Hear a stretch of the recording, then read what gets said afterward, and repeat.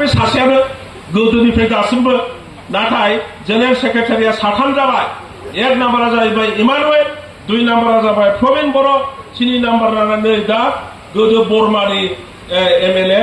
मा नाममोन बियो माबा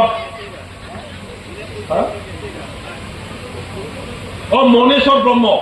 बियो जाहैबाय 3 नाम्बार दा दंथ'यो आगोलाव जानाय जेनेरेल सेक्रेटारि सानैयानो जालदाब गारखादों बिपिएफ खौ मानो आन्दायबाय बिपिएफआ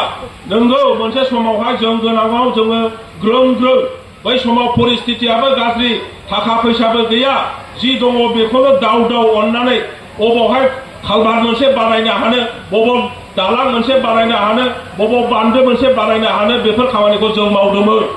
नाथाय दिनै हाग्रामा महिलारिया रावनिबो खोथा खोनासंग्रा नङा रावनिबो सुबुरुनथाय बियो लाया गावहा जायखौ नुहुरदों गावनि इन्ट्रेस्टआव गावनि थाखाय मोजांब्ला दों दों बाहायनो थांगोन रायजो राजानि मोजां गाज्रिखौ बियो सिन्था खालाया रायजो राजाया राननानै थाथों रानब्लाबो बियो जेबो बुजिया अखंखिया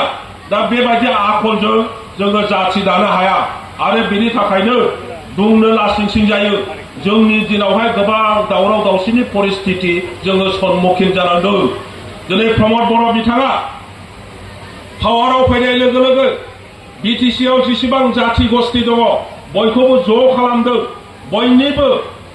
सुखु दुखुखौ बुजिनो চেষ্টা खालामदों प्रमद बर'য়ে যেতিয়াৰ পৰা পাৱাৰত আহিছে বিটিসিৰ চিফ হৈছে